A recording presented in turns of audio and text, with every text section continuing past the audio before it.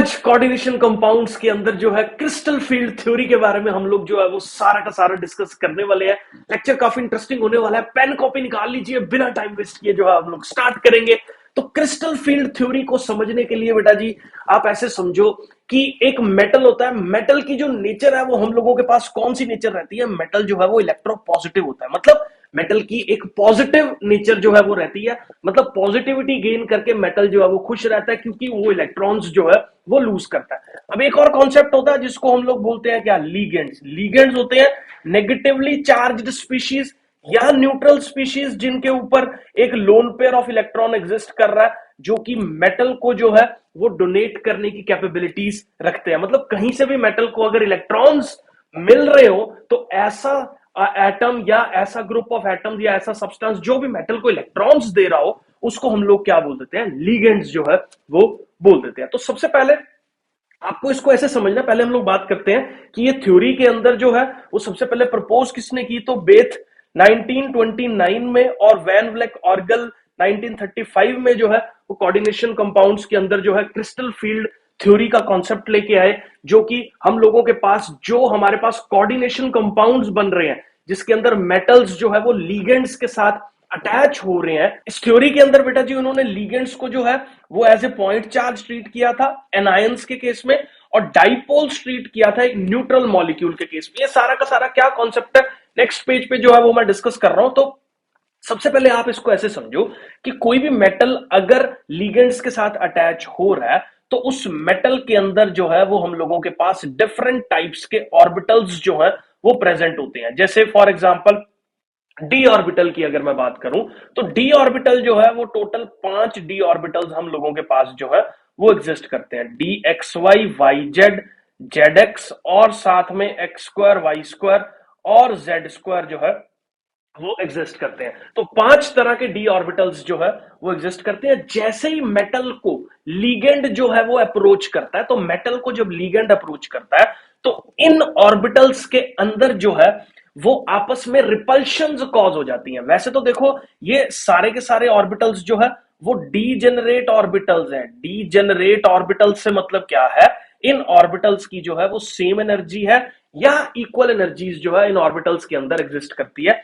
But जैसे ही इसको ligand approach करता है, मतलब मेटल के पास में जो है वो लीगेंड आ रहा है, तो यहां पे देखो हम लोग ये एज्यूम करके चलते हैं कि जब भी मेटल को किसी मेटल को लीगेंड मतलब एक नेगेटिवली चार्ज स्पीशी जो है वो अप्रोच कर रहा है तो वो inter nuclear axis Z axis से जो है वो अप्रोच करता है। तो जैसे ही न्यूक्लियस जेड एक्सिस से जो है वो लीगेंड अप्रोच करता है, वैसे ही जो मेटल के अंदर के ये डी ऑर्बिटल्स हैं इनके अंदर से जो ये d x square y square और डी जेड स्क्वायर, ये दो ऑर्बिटल्स की एनर्जीज डिफरेंट हो जाती है क्योंकि इनमें ज्यादा रिपल्शंस जो है वो कॉज होती हैं, जबकि जो दूसरे ऑर्बिटल्स हैं उनकी एनर्जी जो है वो अलग हो जाती है। तो ये डीजेनरेट ऑर्बिटल्स अब नहीं रहते। तो पहले सारे ऑर्बिटल्स जो पांचों के पांचों ऑर्बिटल्स सेम एनर्जी लेवल पे थे, अब क्योंकि रिपल्शन कॉज हो रही है बाहर से जो लीगेंड आ रहा है जिसकी वजह से इन ऑर्बिटल्स के अंदर ही जो स्प्लिटिंग है वो हमारे पास जो है वो देखने को मिलती है। तो यही आइडिया है behind the crystal field splitting. मतलब लीगेंड की प्रेजेंस में मेटल के डीजेनरेट ऑर्बिटल्स का, जिसकी हम लोग डी ऑर्बिटल्स की बात करें तो डीजेनरेट ऑर्बिटल्स जो डी ऑर्बिटल के थे वो 5 के 5 डीजेनरेट ऑर्बिटल्स जो है वो अब स्प्लिट करके डिफरेंट एनर्जीज पे चले गए। तो इसी को हम लोग क्रिस्टल फील्ड स्प्लिटिंग जो है वो बोल देते हैं। ठीक है, तो एक बार मैं यहां पे लाइन टू लाइन जो है इसको रीड कर देता हूं। जब मेटल को कोई भी गिवन ऑक्सीडेशन स्टेट के अंदर सेंटर में प्लेस किया गया और अलग अलग जगह से जो है वो लीगेंड्स ने उसको अप्रोच किया, तो हम लोगों के पास कुछ मेटल के ऑर्बिटल्स रिपल्शंस की वजह से कम एनर्जी वाले हो गए, कुछ मेटल के ऑर्बिटल्स जो है वो ज्यादा एनर्जी वाले हो गए, जिससे पूरा का पूरा सिस्टम जो है वो क्या हो गया, हमारे पास चेंज हो गया। नेक्स्ट कॉन्सेप्ट पे मूव कर रहा हूं। क्रिस्टल फील्ड थ्योरी के अंदर अगर हम लोग बात करें तो लीगेंड को एक नेगेटिवली चार्ज्ड पॉइंट चार्ज की तरह जो है वो हम लोग ट्रीट करते हैं। It is considered, it takes into consideration the repulsions between the negative charge and d orbital. ये हम लोग डिस्कस कर चुके हैं कि जो डी ऑर्बिटल्स थे और जो नेगेटिव चार्ज था, नेगेटिव चार्ज के आने से डी ऑर्बिटल्स के अंदर रिपल्शंस कॉज हुई। तो रिपल्सिव इफेक्ट की वजह से जो है वो हम लोगों के पास डी ऑर्बिटल्स जो है वो स्प्लिट करके रिपल्सिव इफेक्ट वहीं देखने को मिलेगा जहां पे लीगेंड जो है वो डी ऑर्बिटल्स के क्लोज है। अब इसके अंदर जो है वो दो तरह की ज्योमेट्रीज हम लोगों के पास मेटल्स के अंदर यूजुअली आपके सिलेबस में है। एक है ऑक्टाहेड्रल ज्योमेट्री, जिसमें मेटल के चारों तरफ से लीगेंड जो है वो 6 साइड से मेटल को अप्रोच कर रहा है, जिस ज्योमेट्री के अंदर कोई भी लीगेंड जो है वो ML6 का कोऑर्डिनेशन कंपाउंड का फॉर्मेशन जो है वो कर रहा है। ऐसे कंपाउंड्स हम लोगों के पास ऑक्टाहेड्रल ज्योमेट्रीज को जो है वो फॉर्म कर रहे हैं। अब आगे देखो, अब हम लोगों के पास डी ऑर्बिटल्स जो है वो 5 तरह के डी ऑर्बिटल्स है। क्या क्या नाम है? X y y z z x और साथ में एक्स स्क्वायर वाई स्क्वायर। तो देखो इसकी स्प्लिटिंग इस तरीके से हो रही है, मैंने शायद नेक्स्ट स्लाइड में जो है वो यहां पे मेंशन कर रखा है। तो यहां पे देखो d x x y y z, ये 3 तरह के ऑर्बिटल्स और ये जो है ये 2 तरह के ऑर्बिटल्स। तो स्प्लिटिंग इस तरीके से हुई, पहले नॉर्मल था जब उसको लीगेंड अप्रोच नहीं कर रहा था, अब एनर्जीज डिफरेंट होगी। तो जो 3 ऑर्बिटल्स थे, 3 ऑर्बिटल्स कौन कौन से थे हम लोगों के पास? एक तो एक्स वाई, एक वाई जेड, एक जेड एक्स। इनकी एनर्जी कम होगी, ठीक है, एक नॉर्मल एनर्जी लेवल से। और दूसरे की अगर मैं बात करूं, क्योंकि इन केसेस के अंदर रिपल्शन ज्यादा देखने को मिल रही थी जेड स्क्वायर और एक्स स्क्वायर वाई स्क्वायर की, जिसकी वजह से इन दोनों ऑर्बिटल्स की एनर्जी जो है वो हम लोगों के पास बढ़ गई। ठीक है, तो ये दोनों के अंदर जो है वो स्प्लिटिंग होगी, तो जिसको हम लोगों ने क्या बोल दिया? Splitting of the D orbitals in the octahedral crystal field. तो यहां पे splitting of the d orbital जो है वो टेक प्लेस कर रही है। अब सबसे ज्यादा इंपॉर्टेंट पॉइंट्स बेटा जी इसके अंदर आपको क्या जानने हैं, आप ये देखो, यहां पे ना हम लोगों के पास जो कॉन्जर्वेशन ऑफ एनर्जी का कॉन्सेप्ट है ना, वो एकदम वैलिड है। मतलब ऐसे नहीं है कि कॉन्जर्वेशन ऑफ एनर्जी नहीं हो रही, कोई ऑर्बिटल की एनर्जी ज्यादा होगी कोई की कम होगी। तो आप यहां पे देखो 2/3 कम हो रही है energy, 2/5 delta not. Delta not क्या है पहले आप ये देखो, delta is the gap between the degenerate orbitals. मतलब जो ये 2 की स्प्लिटिंग हो रही है और यहां पे जो 3 की स्प्लिटिंग हो रही है, इन दोनों के बीच का जो गैप है, एनर्जी गैप, ओ ओ मतलब ऑक्टाहेड्रल, डेल्टा का मतलब है ये एनर्जी गैप। तो इसको डेल्टा नॉट से जो है वो हम लोग यहां पे जो है वो रिप्रेजेंट कर देते हैं। अब यहां पे सबसे इंपॉर्टेंट पॉइंट जो जानने वाला, देखो 3 ऑर्बिटल्स जो है वो इस एनर्जी पे चलेंगे, तो 3 इंटू में 2/5 delta nought which is equal to क्या हो जाएगा? -6/5 डेल्टा नॉट जो है वो हम लोगों के पास हो जाएगी। ये लोअर वाले ऑर्बिटल की एनर्जी। अगर मैं हायर वाले ऑर्बिटल की बात करूं तो 2 ऑर्बिटल्स जो है वो 3/5 डेल्टा नॉट पे चलेगी, जो कि किसके बराबर हो गया? ये भी 6/5 डेल्टा नॉट के बराबर हो गया। अब यहां पे देख लो 6/5, एक है प्लस का 6/5 डेल्टा नॉट, एक है माइनस का 6/5 डेल्टा नॉट। टोटल एनर्जी कितनी होगी? वही सेम लेवल 0। तो एनर्जी कंजर्वेशन का कॉन्सेप्ट यहां पे भी जो है वो वैलिड है। कुछ ऑर्बिटल्स ज्यादा एनर्जी पे पहुंच जाते हैं, कुछ ऑर्बिटल्स जो है वो कम एनर्जी पे पहुंच जाते हैं, लेकिन splitting takes place as per the conservation of energy concept. अब जो 2 ऑर्बिटल्स थे d x square y square और जेड स्क्वायर जो थे, वो 3/5 टाइम्स द ये जो डेल्टा नॉट है, मतलब it is the energy gap between the these 2 forms. अब ये जो लोअर वाली फॉर्म है जिसके अंदर एक्स वाई वाई जेड और जेड एक्स 3 ऑर्बिटल जो है वो एग्जिस्ट कर रहे हैं, उसको हम लोग बोलते हैं T2G फॉर्म। और जो ऊपर वाली फॉर्म है इसको हम लोग बोलते हैं EG फॉर्म। ये वाली जो फॉर्म है जिसके अंदर एक्स स्क्वायर वाई स्क्वायर और जेड स्क्वायर वाले ऑर्बिटल्स जो है वो हम लोगों के पास आते हैं। इसका एनर्जी जो है वो ज्यादा होगा, इसीलिए ये वाला ऑर्बिटल जो है वो एनर्जी बैरियर के अंदर जो है वो ऊपर चला गया। और जो ये T2G वाला है जिसके अंदर ये 3 ऑर्बिटल्स आ रहे हैं, ये लोअर हो गया एक 0 वाले लेवल से। तो एनर्जी सेट ऑफ EG जो सेट ऑफ ऑर्बिटल्स है वो T2G सेट ऑफ ऑर्बिटल्स से जो है वो ज्यादा हो जाता है। इसी को बोल देते हैं क्या? क्रिस्टल फील्ड स्प्लिटिंग का कॉन्सेप्ट जो है वो इसको हम लोग बोल देते हैं। आई होप यहां तक जो है वो क्लियर है। एक बार मैं लाइन टू लाइन सारा पीछे स्लाइड से जो है वो रीड आउट कर देता हूं। तो यहां पे देखो 3 ऑर्बिटल्स हैं डी ऑर्बिटल के, x y y z z x, जो कि ओरिएंट कर रहे हैं, जिसको हम लोग कौन से वाला लेवल बोल देते हैं? मैंने अभी बताया ना 3 वाला जो लेवल है वो हम लोगों के पास नीचे वाला लेवल है जिसको T2G लेवल बोल दिया। और ऊपर हम लोगों के पास 2 ऑर्बिटल्स एग्जिस्ट करते हैं, एक्स स्क्वायर वाई स्क्वायर और जेड स्क्वायर वाला। इसको हम लोगों ने जो है वो कौन से वाला लेवल बोल दिया? EG वाला लेवल जो है वो बोल दिया। आई होप यहां तक जो है वो क्लियर है। नेक्स्ट स्लाइड पे जो मूव कर रहे हैं, due to the approach of the ligands the 5 degenerate d orbital split. जो पहले सेम एनर्जी के डी ऑर्बिटल्स थे, अप्रोच ऑफ लिगेंड की वजह से अब वो ऑर्बिटल स्प्लिट कर गए हैं। Splitting of the d orbital on the nature of the crystal field. तो splitting of the d orbital किस पे डिपेंड कर रहा है? एक तो लीगेंड के अप्रोच पे डिपेंड कर रहा है कि कितना स्ट्रॉन्ग लीगेंड जो है वो एक मेटल को जो है वो अप्रोच कर रहा है, और मेटल के डी ऑर्बिटल्स जो है वो किस तरह से अरेंज्ड है, इन सारी चीजों के ऊपर जो है वो स्प्लिटिंग का कॉन्सेप्ट जो है वो हम लोगों के पास डिपेंड करता है। तो जो लेवल T2G और EG के बीच का होता है, ऊपर वाला और नीचे वाले के लेवल के बीच में जो डिफरेंस है, उसको हम लोग डेल्टा नॉट से जो है वो रिप्रेजेंट कर रहे हैं। ओ हमारे पास जो है वो क्या रिप्रेजेंट कर रहा है? ऑक्टाहेड्रल। तो इसी को हम लोग क्रिस्टल फील्ड स्प्लिटिंग एनर्जी जो है वो बोल देते हैं। तो यहां पे delta nought which is the gap between the EG and the T2G orbital, इसको हम लोग जो है वो क्रिस्टल फील्ड स्प्लिटिंग एनर्जी जो है वो हम लोग बोल देते हैं। ठीक है। If the negative charge points directly to the d orbital then more repulsions are there. जहां पे डी ऑर्बिटल्स को डायरेक्टली जो है वो लीगेंड अप्रोच कर रहा है, वहां पे ज्यादा रिपल्शंस होंगी, उसकी एनर्जी ज्यादा हो जाएगी। जहां पे जो है वो कम डायरेक्टली अप्रोच कर रहा है, मतलब डायरेक्टली अप्रोच नहीं कर रहा, वहां की एनर्जी जो है वो लोअर हो जाएगी, जैसे आपने T2G लेवल के अंदर जो है वो देखा। आई होप यहां तक क्लियर है। नेक्स्ट जो है वो हम लोग बात करेंगे, तो इसके अंदर ऑक्टाहेड्रल ज्योमेट्री में अगर मैं बात करूं तो हम लोग ये मान के चलते हैं कि जो मेटल के ऊपर जो लीगेंड है वो जेड एक्सिस से अप्रोच कर रहा है, जिससे एक्स स्क्वायर वाई स्क्वायर और जेड एक्स स्क्वायर वाले जो जेड स्क्वायर वाले जो ऑर्बिटल्स हैं उनकी एनर्जी ज्यादा हो जाती है, क्योंकि वहां पे ज्यादा रिपल्शंस कॉज हो रही है, जिसकी वजह से जो है वो मेटल के दो ऑर्बिटल्स ऊपर हो जाते हैं, तीन जो है वो नीचे हो जाते हैं। ऊपर वाले ऑर्बिटल्स को EG बोल देते हैं और नीचे वाले ऑर्बिटल्स को जो है वो हम लोग T2G बोल देते हैं। तो ऊपर वाले ऑर्बिटल्स की एनर्जी इंक्रीज कर जाती है 3/5 डेल्टा नॉट से, और नीचे वाले ऑर्बिटल्स की एनर्जी जो है वो -2/5 डेल्टा नॉट से जो है वो क्या कर जाती है? डिक्रीज कर जाती है। तो एक नॉर्मल लेवल से तीन ऑर्बिटल्स जो है वो कम एनर्जी लेवल के हो गए और दो ऑर्बिटल्स जो है वो ज्यादा एनर्जी लेवल के हो गए। यहां तक आई होप आप लोगों को जो है वो समझ आ गया। तो ये कॉन्सेप्ट पूरा का पूरा जो है वो मैंने एज इट इज जो भी आपको इसमें समझना था वो मैंने डिस्कस कर लिया। नेक्स्ट स्लाइड पे कुछ कॉन्सेप्ट्स हैं जो आपको ध्यान में रखने हैं। इस कॉन्सेप्ट को समझाने के लिए मैं एक बार यहाँ पे जो है वो इन ऑर्बिटल्स को ड्रॉ कर दूं। तो ये तीन सेट ऑफ ऑर्बिटल्स नीचे हैं, जिसमें हम लोगों ने क्या बोला? इसको T2G लेवल बोला और EG लेवल बोला, और ये जो गैप है बेटा जी बीच में, ये कौन सा गैप है? डेल्टा नॉट का गैप है।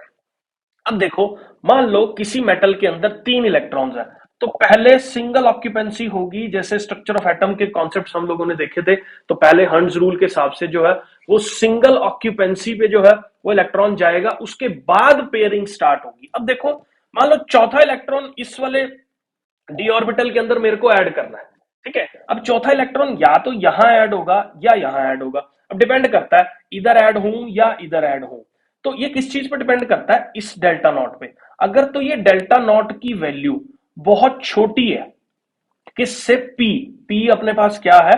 पेयरिंग एनर्जी, मतलब इलेक्ट्रॉन की पेयर करने के लिए जो एनर्जी रिक्वायर्ड है उससे डेल्टा नॉट की वैल्यू बहुत छोटी है, तो जो इलेक्ट्रॉन है वो प्रेफर करता है कि वो ऊपर वाले ऑर्बिटल में चला जाए। फिर से ध्यान से समझना, मान लो गैप बहुत कम है, मतलब जो स्प्लिटिंग हुई है वो इतनी ज्यादा स्प्लिटिंग नहीं हुई है, गैप जो है वो थोड़ा सा कम बन रहा है, तो इलेक्ट्रॉन जो है वो पहले तीन तो सिंगल ऑक्यूपेंसी में नीचे जाएंगे, उसके बाद जो चौथा इलेक्ट्रॉन है मेटल का वो ऊपर वाले ऑर्बिटल में, मतलब यहां पे जो है वो इस वाले ऑर्बिटल में जो है वो जंप कर जाएगा, क्योंकि गैप बहुत कम है और पेयरिंग एनर्जी जो है वो बहुत ज्यादा चाहिए।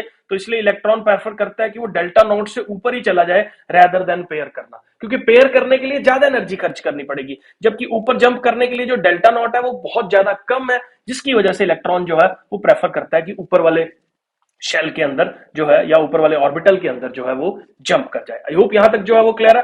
तो मान लो उसके अंदर अगर 4 इलेक्ट्रॉन्स है तो उसकी इलेक्ट्रॉनिक कन्फिग्रेशन जो है वो हम लोग कैसे लिखेंगे? T2G के अंदर तो 3 इलेक्ट्रॉन्स आ गए, और जो EG वाली फॉर्म है उसमें एक इलेक्ट्रॉन जो है वो यहां पे हम लोगों के पास आ जाएगा। ठीक है, आई होप यहां तक जो है वो आपको क्लियर है। अब ऐसे स्पीशीज जिनके अंदर ये पेयरिंग जो है वो नहीं हो रही है और इलेक्ट्रॉन जो है वो ऊपर जाना प्रेफर कर रहा है, ऐसे स्पीशीज को हम लोग जो है लिगेंड्स को हम लोग वीक फील्ड लिगेंड्स जो है वो बोल देते हैं, और ऐसे कॉम्प्लेक्सेस को हाई स्पिन कॉम्प्लेक्सेस भी बोल देते हैं। वीक फील्ड लिगेंड क्यों बोल देते हैं? क्योंकि इन लिगेंड्स की प्रेजेंस की वजह से जो क्रिस्टल फील्ड की स्प्लिटिंग हो रही है वो बहुत कम हो रही है, जिसकी वजह से इलेक्ट्रॉन प्रेफर कर रहा है कि ऊपर वाले ऑर्बिटल के अंदर जो है वो जंप कर जाएगा। ठीक है, तो इसलिए इनको जो है वो हमने वीक फील्ड लिगेंड बोला, क्योंकि स्प्लिटिंग, अगर मान लो स्प्लिटिंग बहुत ज्यादा होती तो इलेक्ट्रॉन ऊपर वाले शेल में ना जंप करता, वो पेयरिंग प्रेफर करता, जबकि यहाँ पे स्प्लिटिंग एनर्जी बहुत कम एनर्जी रिक्वायर्ड है, इसलिए इलेक्ट्रॉन जो है वो ऊपर जंप कर रहा है। तो ऐसे कॉम्प्लेक्सेस में जिसमें 3 इलेक्ट्रॉन्स यहाँ पे सिंगल ऑक्यूपेंसी पे जा रहे हैं, 2 इलेक्ट्रॉन्स ऊपर वाले ऑर्बिटल्स के अंदर जो है फिर जंप कर रहे हैं, तो ऐसे कॉम्प्लेक्सेस को हम लोग हाई स्पिन कॉम्प्लेक्सेस जो है वो बोल देते हैं। आई होप यहां तक जो है वो क्लियर है। नेक्स्ट स्लाइड पे मूव कर रहा हूं। अब मान लो अगर इन दोनों ऑर्बिटल्स की, जिसके अंदर क्या है T2G और EG, ये जो एनर्जी गैप है डेल्टा नॉट, ये बहुत ज्यादा होता, तो क्या होता, पहले इलेक्ट्रॉन्स जो है वो 3-3 सिंगल ऑक्यूपेंसी पे जाते, चौथा इलेक्ट्रॉन रेदर देन ऊपर जाने की बजाय हम लोगों के पास क्या होता, पहले देखो सिंगल ऑक्यूपेंसी पे चौथा इलेक्ट्रॉन ऊपर जाने की बजाय यही पेयरिंग जो है वो प्रेफर कर रहा है, क्योंकि गैप बहुत ज्यादा है, ऊपर जाने के लिए बहुत ज्यादा एनर्जी रिक्वायर्ड है, जो कि एज सच अवेलेबल नहीं है, जिसकी वजह से जो है वो यहाँ पे इलेक्ट्रॉन नहीं जा रहा और यहीं पे पेयरिंग कर रहा है, यहीं पे पेयरिंग कर रहा है। तो देखो अगर 4 इलेक्ट्रॉन स्पीशी है तो चौथा इलेक्ट्रॉन यहीं आ रहा है, तो अपने पास जो भी इलेक्ट्रॉन्स ऐड ऑन हो रहे हैं वो T2G वाली फॉर्म में ही 4 इलेक्ट्रॉन्स ऐड हो रहे हैं, और EG वाली फॉर्म में इसके अंदर कोई भी इलेक्ट्रॉन नहीं जाएगा। तो ये जो है ये हम लोगों के पास इस क्वेश्चन का जो है वो इलेक्ट्रॉनिक कॉन्फ़िगरेशन हो जाएगा। आई होप यहां तक जो है वो क्लियर है। तो ऐसे कॉम्प्लेक्सेस जहां पे डेल्टा नॉट की वैल्यू P से ज्यादा है, मतलब पेयरिंग एनर्जी से जो स्प्लिटिंग हो रही है वो बहुत ज्यादा हो रही है, तो ऐसे कॉम्प्लेक्सेस या लीगेंड्स जो है वो हम लोगों के पास स्ट्रॉन्ग फील्ड लीगेंड्स रहते हैं, और ऐसे कॉम्प्लेक्सेस जो है वो लो स्पिन कॉम्प्लेक्सेस होते हैं, क्योंकि लोअर वाले 3 ऑर्बिटल्स के अंदर ही इलेक्ट्रॉन्स जो है वो स्पिनिंग कर रहे हैं, तो इसीलिए लो स्पिन कॉम्प्लेक्सेस इसको जो है वो हम लोग बोल देते हैं। आई होप बेटा जी ये क्लियर है। नेक्स्ट स्लाइड पे मूव कर रहा हूं, तो स्पेक्ट्रोकेमिकल सीरीज के बारे में डिस्कस करेंगे। अभी हम लोगों ने देखा कि कुछ लीगेंड्स जो अप्रोच कर रहे थे वो स्प्लिटिंग ज्यादा कर रहे थे, और कुछ लीगेंड्स जो अप्रोच कर रहे हैं वो स्प्लिटिंग जो है वो थोड़ी कम कर रहे हैं। तो ये किसके ऊपर जो है वो डिपेंड करता है, तो ये लीगेंड के नेचर के ऊपर जो है वो डिपेंड करता है। मतलब लीगेंड की कैरेक्टरिस्टिक है कि कितनी ज्यादा स्प्लिटिंग वो डी ऑर्बिटल्स में रिपल्शंस की वजह से जो है वो कॉज करेगा। ठीक है, तो हम लोगों ने क्या कर रखा है, एक स्पेक्ट्रोकेमिकल सीरीज बना रखी है, जिसके अंदर हमने increasing order of the power of the ligand के हिसाब से जो है वो लीगेंड्स को अरेंज कर रखा है। जो हम लोगों के पास carbon monoxide COCN negative, ethylene diamine, ammonia जो है EDTA है, NCS है, ये सारे के सारे जो है वो हमारे पास एक स्ट्रॉन्ग फील्ड लीगेंड्स का काम कर रहे हैं, जबकि ये शुरू वाले जो है ये हम लोगों के पास क्या कर रहे हैं, वीक फील्ड लीगेंड्स का काम कर रहे हैं। मतलब एक जो है इसमें से लो स्पिन कॉम्प्लेक्सेस को फॉर्म करेंगे, कुछ लीगेंड्स जो है वो इसमें से हाई स्पिन कॉम्प्लेक्सेस को फॉर्म करेंगे, ये वाले हाई स्पिन को फॉर्म करेंगे, और ये वाले जो है वो हम लोगों के पास लो स्पिन को जो है वो फॉर्म करेंगे। तो ऐसी सीरीज जिसमें increasing order of the crystal split field splitting के ऊपर जो है वो हम लोगों ने लीगेंड्स को अरेंज करा, ऐसी सीरीज को हम लोग स्पेक्ट्रोकेमिकल सीरीज बोल देते हैं। ये इसका ऑर्डर जो है ये आपको इसमें जो है वो लर्न करना पड़ेगा। ठीक है, आई होप यहां तक जो है क्लियर है। ये सारा का सारा लिख लेना। EN जो है वो इथाइलिन डाइमीन है। अभी नेक्स्ट लेक्चर्स में मैं ये EDTA, EN, ये सारे के सारे लिगेंड्स की कैरेक्टरिस्टिक्स के तौर पे जो है वो मैं डिस्कस करने वाला हूं। अब अभी के लिए जो है वो इनको नोट कर लो। ठीक है, आगे हम लोग बात करेंगे ऑक्टाहेड्रल कॉम्प्लेक्सेस का। हम लोगों ने सारा कॉन्सेप्ट जो है वो डिस्कस कर लिया है। आगे हम लोग बात करेंगे कि क्रिस्टल फील्ड स्प्लिटिंग जो है वो टेट्राहेड्रल कॉम्प्लेक्सेस में कैसे टेक प्लेस करती है। तो टेट्राहेड्रल कॉम्प्लेक्सेस की अगर मैं बात करूं, थोड़ा सा जो ऑक्टाहेड्रल में पड़ा है उससे अलग है, क्योंकि टेट्राहेड्रल में जो मेटल है वो सेंटर पे है, और लीगेंड 4 साइड से जो है वो अप्रोच कर रहा है, 4 कॉर्नर्स से जो है वो अप्रोच कर रहा है, जबकि ऑक्टाहेड्रल कॉम्प्लेक्स में 6 साइड से जो है लीगेंड अप्रोच कर रहा था। तो 4 साइड से अप्रोच करने की बजाय तो इसमें जो जिस न्यूक्लियर एक्सिस से लीगेंड अप्रोच कर रहा है वो XY YZ और ZX की एनर्जी ज्यादा कर देता है, जो कि एकदम से उल्टा हो जाता है जो इसका एनर्जी स्प्लिटिंग ग्राफ है। मैं आगे अभी डिस्कस कर रहा हूं। ठीक है, पहले एक बार ये ग्राफ ही डिस्कस कर लेते हैं। तो देखो हम लोगों के पास ये मेटल के ऑर्बिटल्स थे जो डीजनरेट ऑर्बिटल्स थे, इनकी एनर्जी जो है वो बराबर थी। जैसे ही ऑक्टाहेड्रल कॉम्प्लेक्सेस में 4 लिगेंड्स ने इसको अप्रोच करा, वैसे ही हम लोगों के पास जो ये dx2y2, जो ये वाले 2 ऑर्बिटल्स हम लोगों के पास एनर्जीज के थे, जिसके अंदर x2 y2 और z2 था, उसकी एनर्जी लोअर होगी, जबकि 3 ऑर्बिटल्स जो XY YZ और ZX थे उसकी एनर्जी जो है वो हम लोगों के पास क्या होगी, ज्यादा होगी। तो इन ऑर्बिटल्स को हम लोग ई ऑर्बिटल्स जो है वो बोल देते हैं, इन ऑर्बिटल्स को जो है वो हम लोग T2 ऑर्बिटल्स जो है वो बोल देते हैं। तो जितना गैप इसके अंदर जनरेट होता है T2 वाली फॉर्म और E वाली फॉर्म के अंदर, उसको हम लोग क्रिस्टल फील्ड स्प्लिटिंग एनर्जी जो है वो बोल देते हैं। और टेट्राहेड्रल कॉम्प्लेक्सेस के अंदर क्रिस्टल फील्ड स्प्लिटिंग एनर्जी को हम लोग डेल्टा टी से जो है वो रिप्रेजेंट करते हैं। आई होप यहां तक जो है वो आप लोगों को क्लियर है। अब इसमें भी जो है वो एनर्जी कंजर्वेशन का कॉन्सेप्ट जो है वो वैलिड है।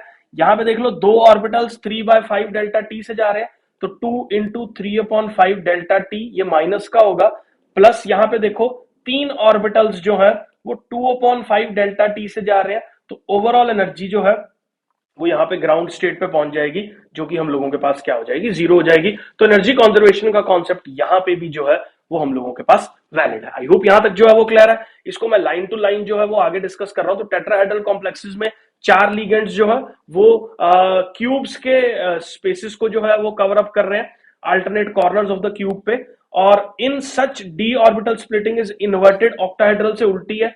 The energy of the T2 set ये जो है वो ज्यादा हो जाता है ई सेट से, और orbital splitting energy is so low that pairing of electron is not possible, so these form high spin complexes.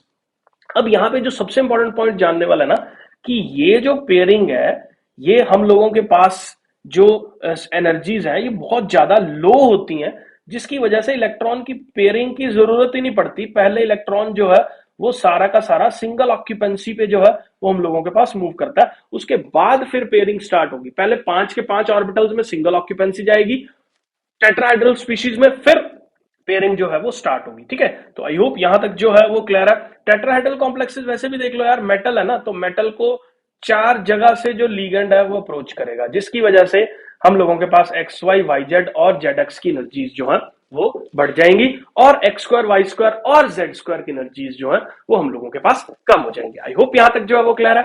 Next अगर मैं बात करूं बेटा जी, तो इस प्रॉपर्टी या स्प्लिटिंग की वजह से ना मेटल्स, बहुत सारे ऐसे कोऑर्डिनेशन कंपाउंड्स हैं जो कलर्स की कैरेक्टरिस्टिक्स को जो है वो शो करते हैं। तो इस कलर कैरेक्टरिस्टिक को मैं आपको सिंपल भाषा में समझाता हूं।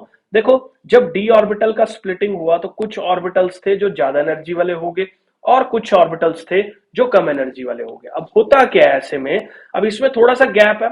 अब इलेक्ट्रॉन क्या करता है, एनर्जी गेन करके ऊपर वाले ऑर्बिटल में जंप कर जाता है। अब इलेक्ट्रॉन इस वाले ऑर्बिटल में जंप कर चुका है एनर्जी गेन करके, इस ऑर्बिटल में ज्यादा देर तक इलेक्ट्रॉन रिसाइड नहीं करता, तो इलेक्ट्रॉन जो है वापस अपनी जगह पे आ जाता है। तो वापस जब इलेक्ट्रॉन अपनी जगह पे आता है तो जो है वो कुछ एनर्जी जो है वो एमिट करता है। अब ये एनर्जी जो है वो एमिट जो कर रहा है, इलेक्ट्रोमैग्नेटिक रेडिएशन विजिबल रीजन के अंदर लाई करती है, जिससे बहुत सारे कोऑर्डिनेशन कंपाउंड जो है वो हम लोगों के पास कलर्स को जो है वो शो करते हैं। ठीक है, तो यहां भी यही चीज मैंने बता रखी है। तो T2G से EG वाले लेवल पे जंप करने से जो ट्रांजिशंस हो रही हैं, उसकी वजह से जो एमिशन हो रही है इलेक्ट्रोमैग्नेटिक रेडिएशन की, वो विजिबल रीजन में लाई करती है, जिसकी वजह से जो है वो हम लोगों के पास कॉम्प्लेक्सेस शो करते हैं।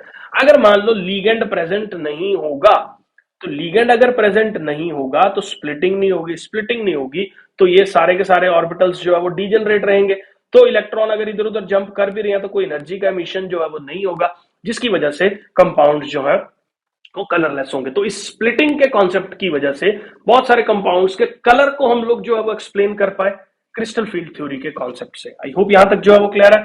इसी के हिसाब से अगर देखा जाए तो कॉपर जो है वो ब्लू कलर का होता है स्प्लिटिंग की वजह से। इसी splitting of the D orbitals की वजह से जो ये वाला कंपाउंड है, ये हम लोगों के पास वायलेट कलर जो है वो शो करता है। आई होप यहां तक जो है वो क्लियर है। नेक्स्ट स्लाइड पे अगर हम लोग मूव करें, तो stronger ligands greater the gap between the T2G and EG, ये हम लोग डिस्कस कर चुके हैं। जितना ज्यादा स्ट्रॉन्ग लीगेंड होगा उतना ज्यादा क्रिस्टल फील्ड स्प्लिटिंग एनर्जी जो है वो कॉन्सेप्ट की रहेगी। जब इलेक्ट्रॉन एक्साइट होता है T2G से EG वाली स्टेज में और कम बैक करता है दोबारा से, मतलब इस स्टेज से इस स्टेज पे जाता है तो एनर्जी अब्सॉर्ब कर रहा है, वापिस आ रहा है तो एनर्जी रिलीज कर रहा है, तो एनर्जी एमिट होती है। अगर ये एनर्जी विजिबल रीजन में एमिट होती है तो हमें कलर जो है वो शो करता है। Emission of the energy depend on the crystal field splitting energy. If stronger the ligand, higher the energy, smaller the wavelength is emitted. अब जितना ज्यादा गैप होगा उतनी ज्यादा एनर्जी एमिट होगी जंप से। जितनी ज्यादा एनर्जी होगी, अब एनर्जी किसके बराबर होती है, hc बाय लैम्डा। ई की वैल्यू अगर ज्यादा है तो लैम्डा की वैल्यू कम होगी, तभी एनर्जी जो है वो हम लोगों के पास ज्यादा रहेगी, क्योंकि एच और सी कांस्टेंट है, energy is inversely proportional to the lambda जो है वो रहेगी। आई होप यहां तक जो है वो क्लियर है। लेकिन क्रिस्टल फील्ड थ्योरी के देखो हर चीज की कोई ना कोई लिमिटेशंस जो है वो रहती हैं, तो क्रिस्टल फील्ड थ्योरी भी जो है वो हम लोगों के पास पाई बॉन्ड्स के फॉर्मेशंस को एक्सप्लेन नहीं कर रही है कि मेटल पाई बॉन्ड्स जो है वो किस तरीके से बना रहे हैं, स्प्लिटिंग ऑफ द ऑर्बिटल्स का ही इसके अंदर मेन कॉन्सेप्ट है। और बहुत सारी चीजें हैं। अब क्वेश्चन ये आता है कि H2O जो है वो ज्यादा स्ट्रॉन्ग लिगेंड क्यों है एज कंपेयर टू अगर OH नेगेटिव हम लोग देखें। अगर आप स्पेक्ट्रोकेमिकल सीरीज आपने नोट करी है तो उसमें देखो H2O जो है वो लास्ट में आ रहा है सीरीज के अंदर, जबकि OH नेगेटिव पहले आ रहा है, तो इस चीज को नहीं एक्सप्लेन कर पाती। और ये जो भी मेटल्स जो है इवन अगर कोवेलेंट नेचर के कंपाउंड्स को फॉर्म कर रहे हैं, ये सिर्फ कोऑर्डिनेट बॉन्ड्स को ही एक्सप्लेन कर रही है, कोवेलेंट नेचर वाले मेटल के कंपाउंड्स को बिल्कुल भी एक्सप्लेन जो है इस थ्योरी ने नहीं किया था। तो इसके ऊपर जो है कुछ लीगेंड लिमिटेशंस थी, जिसके बाद एक लीगेंड की थ्योरी जो है वो अवेलेबल है, जो कि हम लोग नेक्स्ट लेक्चर्स में कभी जो है वो डिस्कस करेंगे। आई होप बेटा जी ये लेक्चर जो है वो आप लोगों को क्लियर है। अगले सारे लेक्चर्स में कोऑर्डिनेशन कंपाउंड्स के जो भी इंपॉर्टेंट कॉन्सेप्ट्स है सारे में डिस्कस करने वाला हूं। चैनल को सब्सक्राइब कर दीजिए और वीडियो को लाइक और शेयर करना बिल्कुल मत भूलिएगा।